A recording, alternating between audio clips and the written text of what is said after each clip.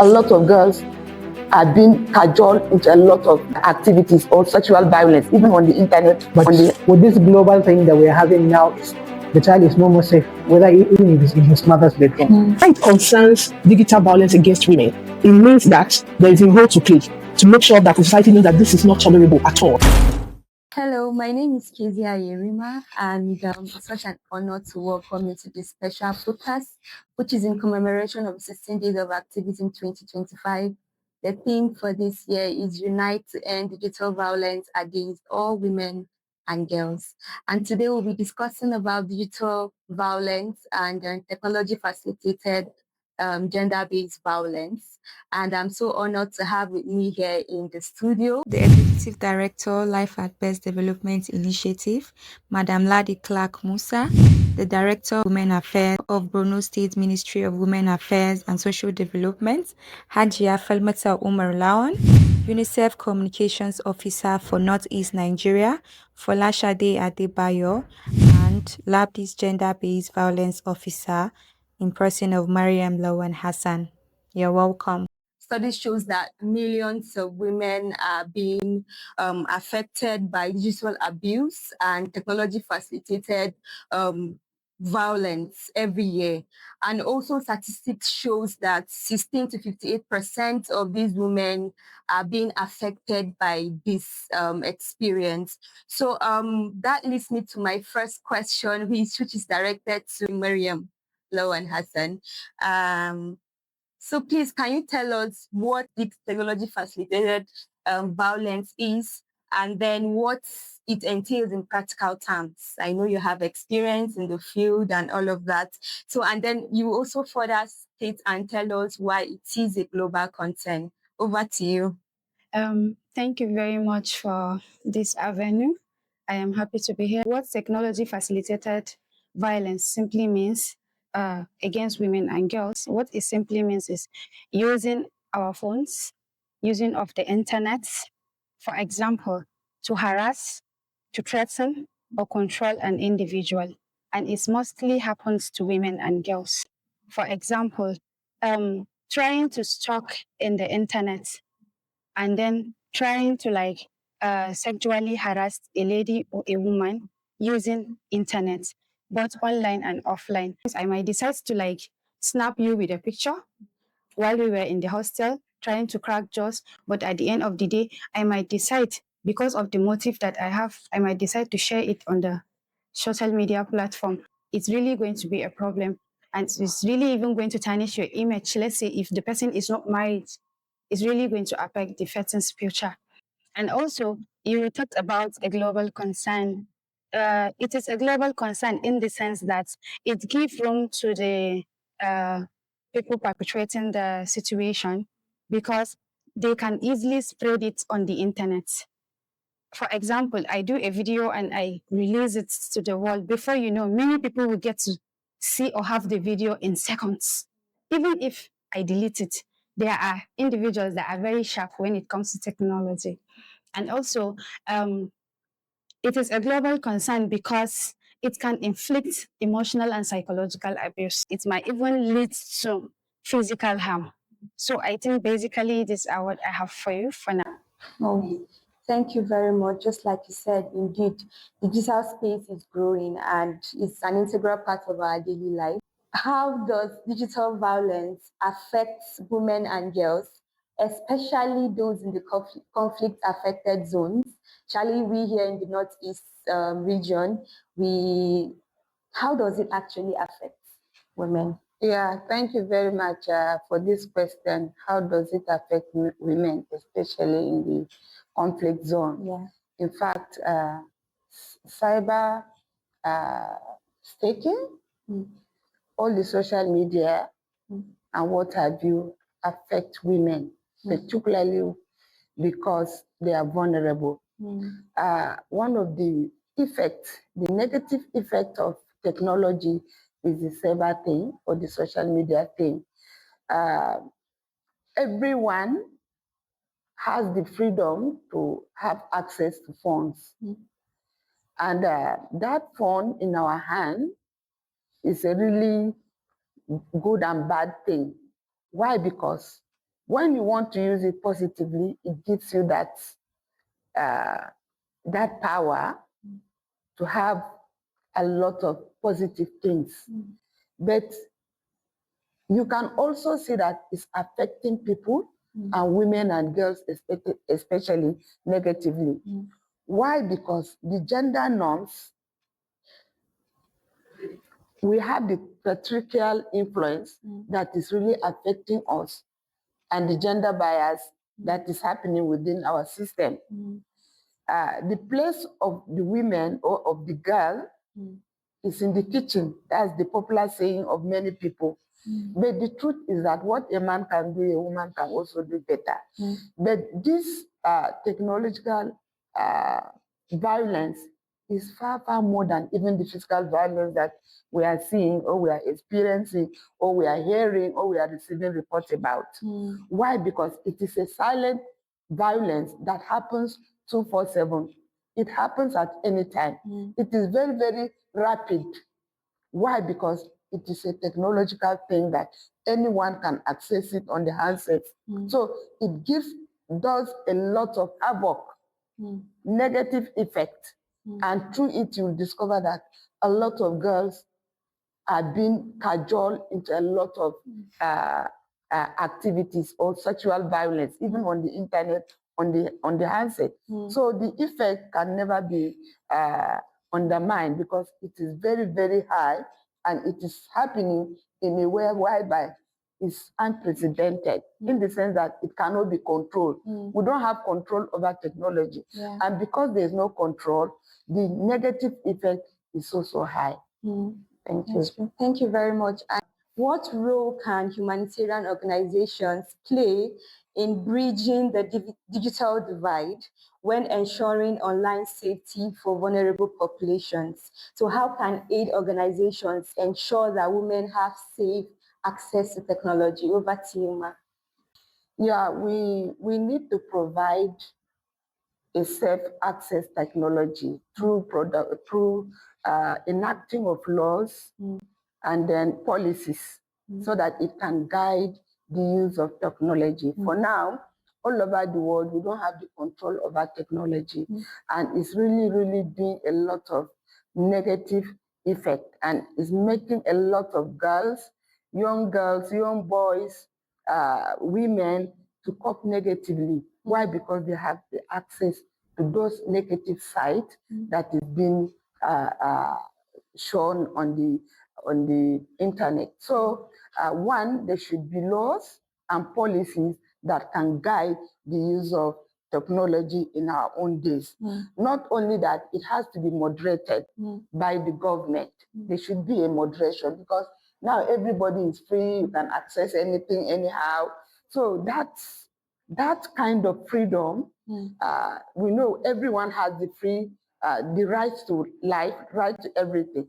But anything that is causing negative impact upon the society and upon girls should be moderated. There should be laws of safety, laws that can inform men and women, boys and girls, that this thing is wrong, this thing is right. And that is embedded within the powers of the government, because the government has the power to do everything.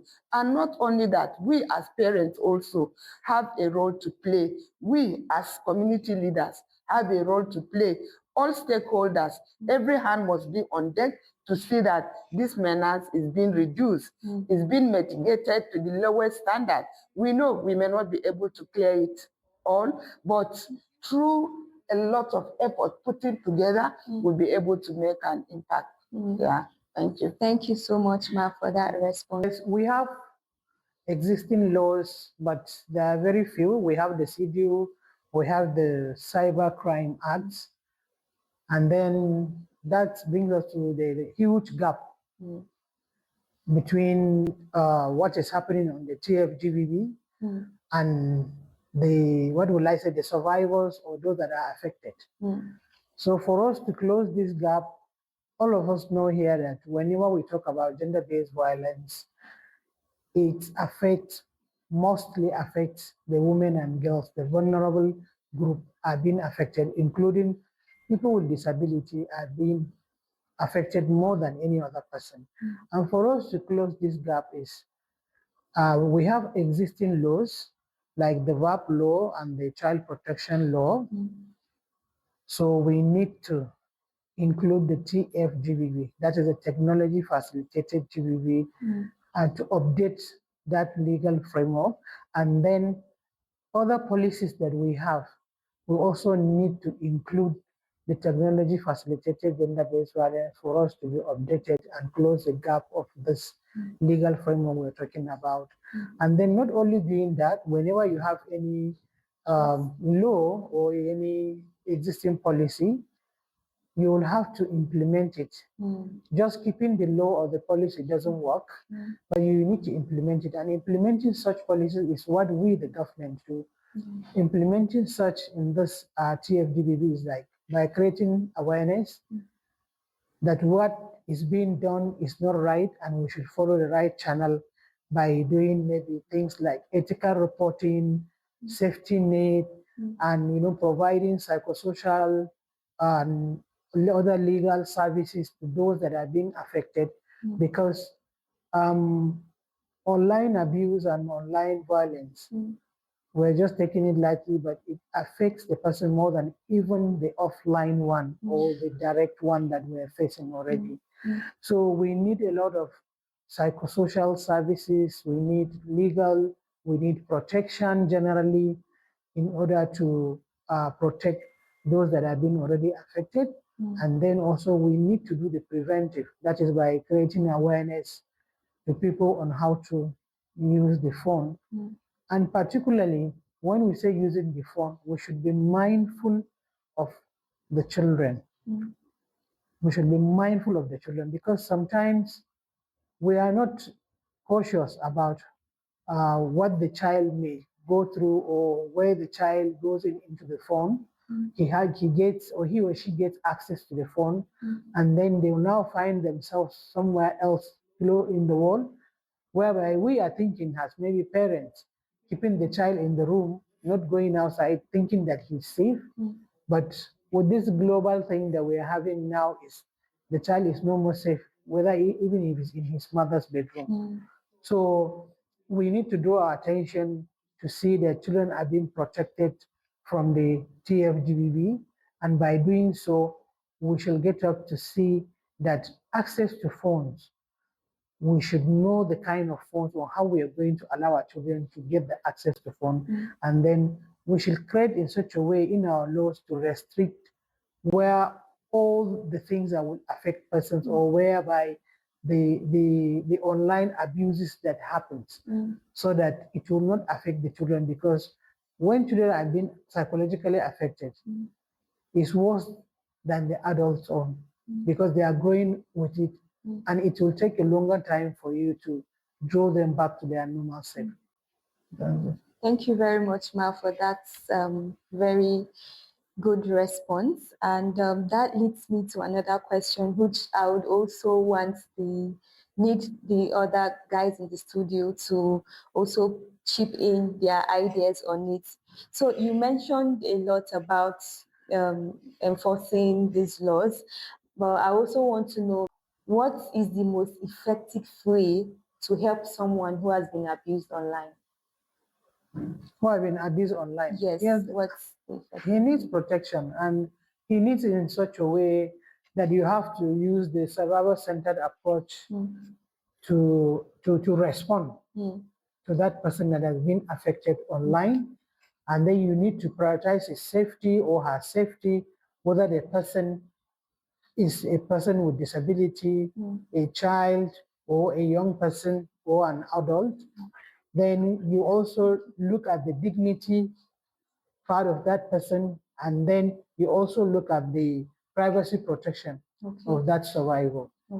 And then you do it in such a way that he will not be affected again. And that was why I said that we need to make it in such a way that you restrict those persons that have the access anyhow, that have been using phone or maybe using the internet anyhow. Sometimes you find out that they don't even know you, but they can abuse you through online or beating and the rest. So we need restrictions, and the first restriction comes with the law by implementing those laws and policies. But first of all, you have to use the survivor-centered response to the survivor. Thank you very much. Mariam, do you have anything? Yes, Mommy have already said a lot. What I want to add to what she said, using that survivor-centered approach in technology is very, very important in the sense that when a victim or a survivor reports such cases to you, first of all, you have to validate their feelings. You have to reassure them. You have to have a safety plan with them, because any strategy of managing them, even using survivor-centered approach, without them being informed of their decision, is like it's a zero behind a decimal point. So let's put it at the back of our minds that seeking their consent is a key and it's priority in doing that, and it will go a very high way. Yes. Thank you very much. Falashade, do you have? Thank you. I'll just want to climb on what they have all said. And I think the other thing is also to make sure that to tell the victim or the survivor rather that it is not their fault and that help is available. And then to deal with the psychosocial fallout of that episode and then address the consequences, because for each survivor, the consequences will be different from one person to the other. Yes. So after we have provided them with psychosocial support, I think that we should address the physical thing that they might suffer. If it means taking them away from that place, if it means empowering them, if it means building their capacity on the use of their phones and all of that, I think that also has to come in to make sure that we have practical tools to address the issues. How does media coverage influence public perception of digital violence? And what responsibility does media have in shaping the narratives? Thank you so much. And thank you to Labdi for having me. The role of the media in the society is to inform, to educate, and to entertain. And when you look at these functions, it's to empower people to be able to live their lives better, right? So the media has an opportunity to set the agenda for the society now. So when this is not done, there is a problem. So when it concerns digital violence against women, it means that there is a role to play to make sure that the society knows that this is not tolerable at all. And how do you sensitize do you sensitize the society against this? You make sure that it is in your news reportage. You make sure that the people know that when you are doing your reportage, you make sure that the society knows that it is not acceptable, it is punishable, and that it's even much more terrible, much more undignifying than the traditional forms of of gender-based violence. Because what we have said is technology assisted and facilitated. It means that it goes viral. I'll give you an example. A man and his wife, they are fighting, and he strips her naked. And the passerby who does not even know her takes recording of her, spread it online, and people are calling her this and this and this. Because she might not even be technologically disposed. She could be a rural woman. And before you know it, her privacy is violated. Now, the media has an opportunity to make sure that the perpetrator is brought into the book in the sense that they report this and they don't just do spot reporting, they don't just do surface reporting, but they go in depth to make sure that this is even done in the local language. You understand? So for both the perpetrators and the survivors, they are able to understand the avenues through which they can be targeted. I have two teenagers. My daughter is in university. I have two teenagers, and then I make sure that I empower them everywhere. I tell them about the use of your phone. You don't leave your phone unsupervised. So whether we are talking about those who are even educated or those who are not educated, there must be a way we inform them in English language, in traditional language, to make sure that this does not happen. And when it happens, that help is available. So the media has a role to make sure that this is not something you treat with kid glove. It's actually it is underreported. That is why we don't maybe talk about it a lot, but it's happening. I give you another example. Just this year in Lagos, in a bank, I don't want to mention the name of a bank because my cousin worked there. So, and I read it. I actually read this in the newspaper before she even told me about it. And so, this bank, people sleep over in the bank. because of the way Lagos is, the topography of Lagos. So some people sleep over because they don't want to go home and then face the traffic and come back. So people sleep over in the office, male and female. So the male have where they sleep, the female have where they sleep. Unknown to them, a male worker has actually put a camera in their bathroom. Yes, it was in the paper. It was reported in the paper, and so people were going and bath. So women were going and bath. It was recording it. And there's actually a market for nudes, for women's nudes, and so these women will just go in unsuspecting, and they will have their bath. Trying to save money to make ends meet, not to go home every day and all of that. And this is a quiet worker. In fact, you will not even hear him talk. And so one day it happened that two women were trying to go and bath, and before you know it, he was going to go and retrieve the curtain right inside the bathroom. And so when he was begging them, they said, no problem, no problem, you can go, because they were afraid that he was going to maybe kill them there or strangle them. So they said, no problem, you can go. So when they broke, they escalated the matter to their supervisors, and he was handed over to the police. And they found out that he had stacks and dating back to the year before. So he had a market where it was a dollar market. He was selling their needs. It wasn't for even personal thing. He was selling their needs and making money off it. And so imagine if somebody sends you a video of yourself nude from the top. And this also happens in hotels. When you go to hotel, sometimes when you go to your bathroom, you find out that where you are bathing, you see a hole there. Or they'll just put something around the room to record you. This might not even happen to men. I mean, they target women because of your gender. They target you.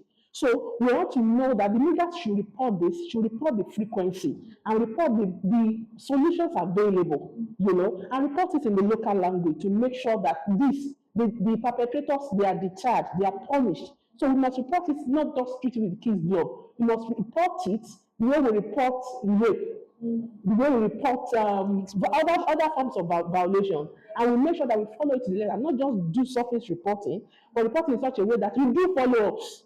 You don't just do one and you leave it. So society, I think that the society is as good as its reporters. Just as we say that the society is as good as its teachers, or the society is as good as its police officers, the society is as good as its media.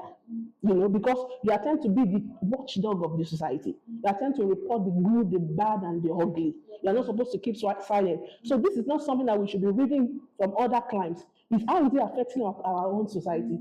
Yes. What are the statistics? What are the helps available? Where are the victims? So this is happening all around us, but all you see is surface reporting. This is not supposed to be. Somebody's supposed to be tracking the trends and gathering data and reporting responsibly on this. Thank you. Thank you so very much, Folashade, for that response. Indeed, the media has a role to play in shaping public perception about this.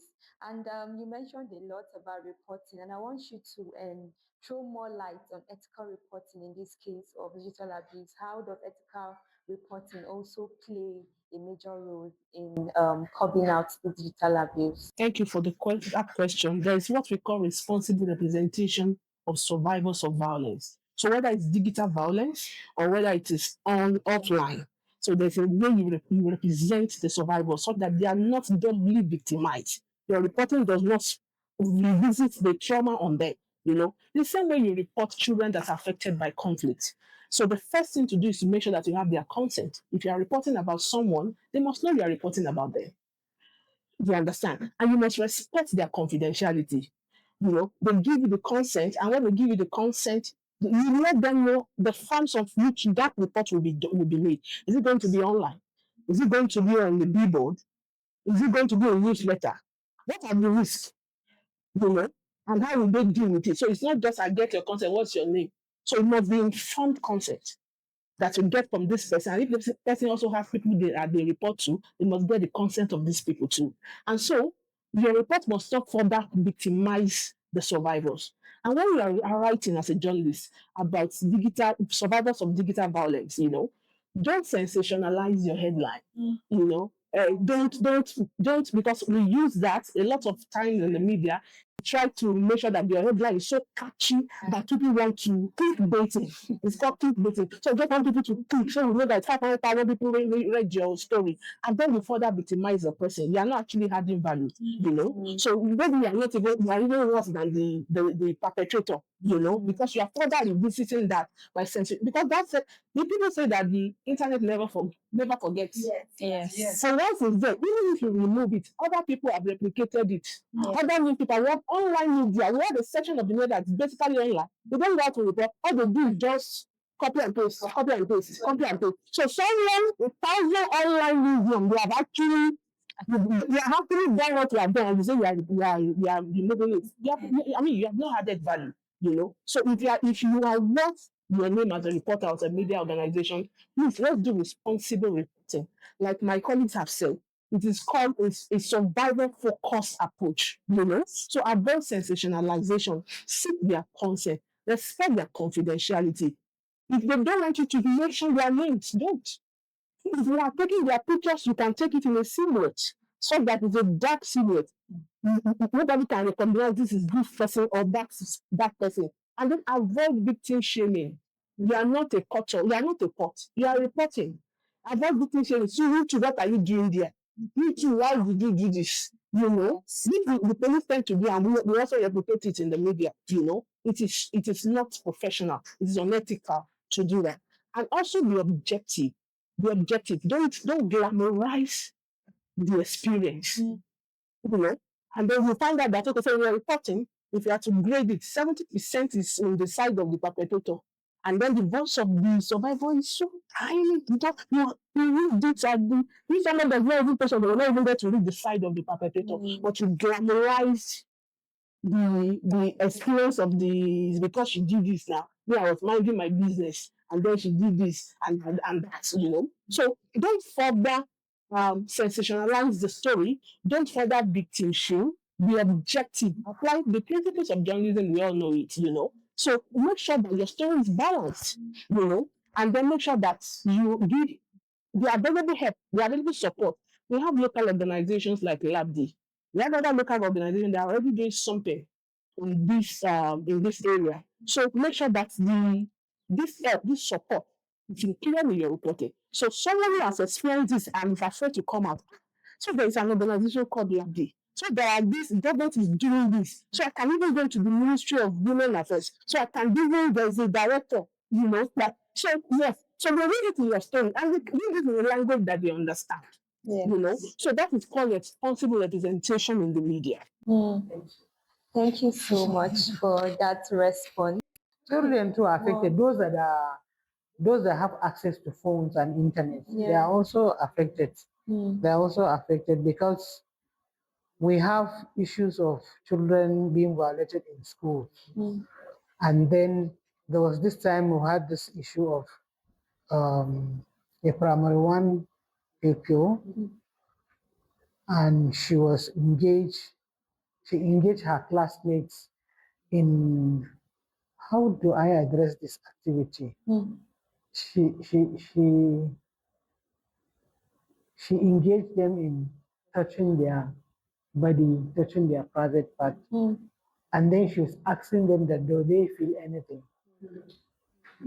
And the case was reported. In fact, it's something that the children they told their parents at home, about two of them, and then the mothers now become concerned and they reported it in the school.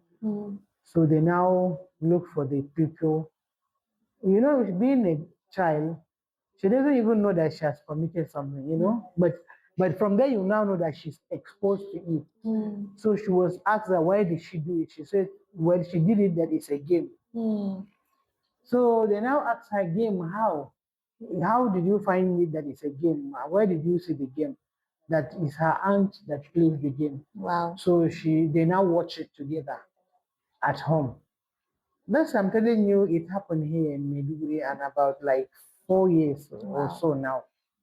So they used to watch it together on TV, and then she told her it's a game, and then that was why she's trying to play the same game with her classmates. So to me, children are also part of this. And it's something that it will be very difficult for her to forget it. Yeah, and even difficult for her classmates, those victims, to forget it. Yes. Yeah. So very young, primary one. Then she was in primary one. So that means she's not more than 6 years. There's also try to, as caregivers, we try to protect children from this physical violence. So we are not coming to the house, hey, come and see, and we leave them unsupervised. Yes. That is it. You are Carry them on their laps. That's what we do. We carry these children on their and laps. we give them a phone. Yeah. So Also, they you're are looking. actually integrating or authorizing that child Yes. sexual activity. And there is actually child pornography. Yes. There's a market. There's a market for it. There's a market for it. Child pornography. Yes. There's a market for it. Just like use for women. There's a market. So children can be, because they are unsuspecting, children can be Free. easily, yes. Yeah, they can be free with that person, you know. Selling it. But it's really sad. So in schools, at home, in the community, we must expect our children to what is acceptable and what is not acceptable. There are families that I know that you don't have access to a food until you get to a certain age. Yes. There's no way. There is no way. That's true. So we must find a way to make sure that children are also protected. Because they have, like I said, they have a lifetime of trauma. And you know, the most challenging is that often children, sometimes we go and do it to other children. Yes. If they are not Just like what I narrated to you. And do you know the funny part of it? The mom was the worst person. She refused to accept that. She refused to accept that her daughter was doing that. Or her daughter was involved in that act. And they now asked her, okay, so who is that your auntie? She said it happened in their house. It happened at home. So they now asked her, who is that your auntie? She mentioned the auntie's name. And then they now asked her, how did it happen? And then she now says, they normally do the game when everybody goes to bed, and she and her aunt, they normally sleep together. So they sleep in the parlor. So they watch TV before they sleep. So that was how her aunt showed her the game. So it's a game. That's why she also wants her people. So you should understand, it's a game introduced by her by her aunt at home. Yeah, then she now said that it's because it's a game. I want to play the same game with my friends. She has already been doing it. Yes. She has already been doing it. It became an issue, and the mom refused to accept it. So it was this girl's testimony that they now told her, okay, who is that her aunt, so person? Do you have so person in your house? She now said, yes. She stays with me. She's the one that is helping me. So they now told her, so is that person that you said you trusted her, she's the one helping you? Does she sleep alone? She said, no, they sleep together. They always sleep together in the parlor, this and that. So they now told her, okay, check on that person. She was the one that introduced her to this girl. Yes, and in addition to what mom is And see, it's not even a man. It's a woman. It's a woman. It's not a man, it's a woman. So maybe if care is not taken, maybe she may even, like then she was a small girl, so maybe later in life, if nothing has happened, she may even eventually introduce her, like not even on phone, but maybe physically. And then for the awareness creation, the preventive aspect, is all of us know that is the awareness creation or maybe sensitization within the communities. We should always be straight to the point of like what she said. Let the parents, especially the mothers, know this is actually what happens to the children. Like they have this notion of a child cannot be abused by a child. No, a girl cannot be abused by a woman. You understand what I'm saying? I think that's what you're saying. Yeah, a girl is safe with a girl. A boy is safe with a man. Yeah. It's not like that. It happens. That is why we call it gender-based violence. It happens woman to girl, woman to boy, man to boy, man to girl. It happens. Yes. So in our sensitization, we should make it categorically clear it happens like this. And then for the sensitization, I'm suggesting that it's not something that we just do it once, twice, and we leave it. Yeah. Let it be a continuous thing. As we are doing our work, let it be a continuous thing until all the whole public knows about it, and that is the only way we can protect from being affected. Yeah, that's the only way we can protect. And we should also not forget about the people with disability. Sometimes they are being abused by their aides, or even themselves abuse the aid. It happens so. Sometimes you see these blind people, an aide is holding their stick, like maybe a girl of 7 or a girl of 10. So like after 2 years, you will not see the girl again. He has already impregnated her and he has married her. So he will now ask her to stay at home. So is it not an abuse? Yeah. That's it. That's true. Wow. And you know, some of them that they can't see, the blind ones, they have phones, and then they will now ask the aides to let them know what is happening there.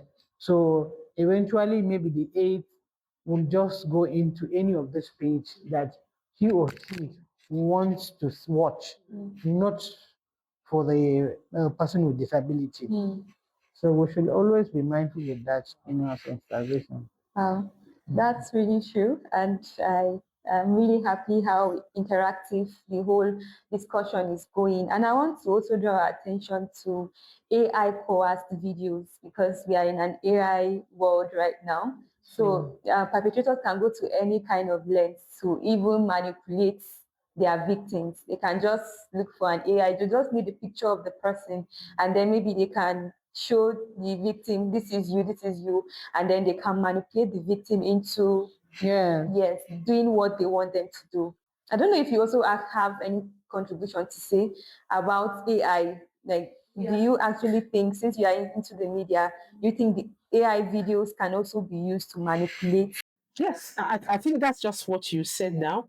And in an area where almost everything you see online is believable, you know, if you show, there's a saying that if you lie, if you send a lie consistently, you begin to think, this could be true. Maybe this is real. And then you're manipulating the person to believing what is not, you know. There's another aspect of it that is called sextortion, you know. And we have even seen recently, we have seen some Nigerian teenagers that have been jailed in the US because someone actually died. A teenager died in the US because they pretended to be female, these Nigerian guys, and they're actually members of a family. They are brothers and sisters of the same parent. They manipulated, they opened an account, pretended that they are girls, and then they are putting pictures online, and they're talking to this US boy and asking, they were showing him their pictures, and they are telling him to also show his pictures of his private part, and they were exchanging that for a while until they told him that, look, we are men. You don't give this money, you're going to pop, we know your mom, your mother is a pastor, your giviko is a giviko, and they started stealing money from his parents to pay. But the money, of course, was not enough. And then they will come back again for more until he became depressed. He was failing in school. His parents did not know what was wrong with him.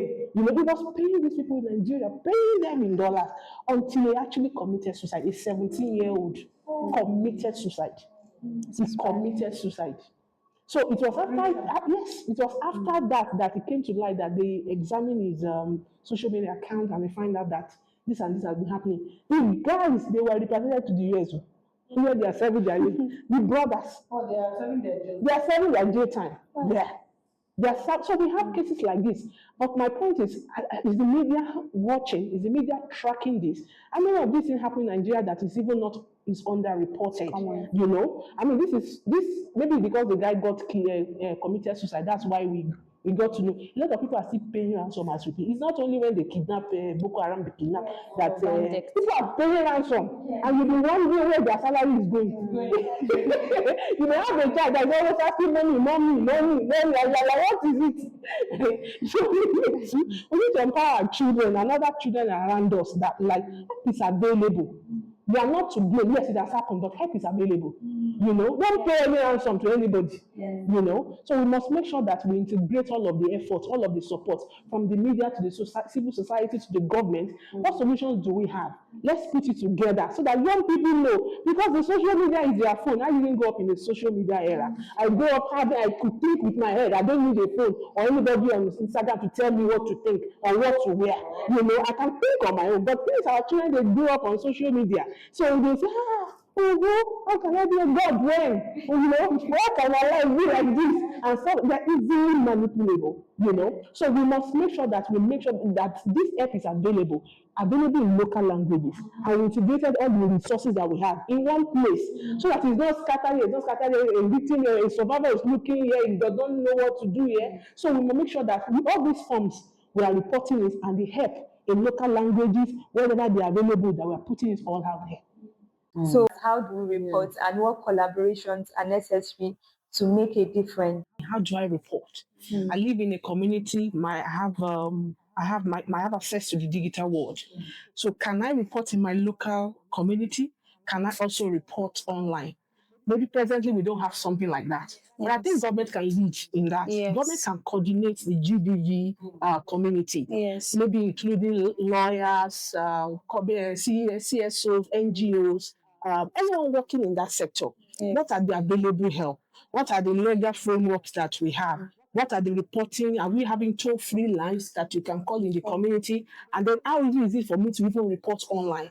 Can government do Google AdSense? Is where people advertise their products online? Can government also advertise that? Are you being bullied? Are you being harassed online? This is the line to call. There's help is available. So help online, help offline. And because this abuse that mommy described here now, it can start offline and continue online. It could be someone that's known to you, and it can start online and continue offline. So there's an intersection, that we need to really look at. So can I report in my community without actually going online? Maybe I'm already traumatized. I don't even want to open. I really want to go online. But do we have locally available mechanisms that I can report? Can someone help? And if I'm bold enough, if I can still go online, if I'm not that traumatized, is there when I open my get online, can I quickly report? Will my anonymity be protected? Will I be supported? Will I not be victim shamed? So those are the things that we need to look at. And I think government having the power, having the resources can coordinate this because everybody wants to work with government because of the enforcement that we even talk about. So I think we can look at it also from that angle. Yes, that's really great. The responses about collaboration and partnership is really, really vital with government. So I've really enjoyed, personally, I've enjoyed my time in this session. But before we wrap up, what are your final words about this? I'll start with the director on our left. Well, my final word is thinking towards how we are going to get a channel of reporting, even if it's online, but whereby our identity will be secured. Yes, That's my final word. that's great. Thank you. Miriam. Okay. My final words is men and boys should be sensitized a lot on this technology facilitated GBV, because if we have structure that has to do with men and boys, as they will serve as the allies of gender stereotypes in the communities. So I think including men and boys also is key. Thank you. So for me, my final word will be directed to the media. The fact that this is underreported, we know it is happening in the community, so it is unacceptable.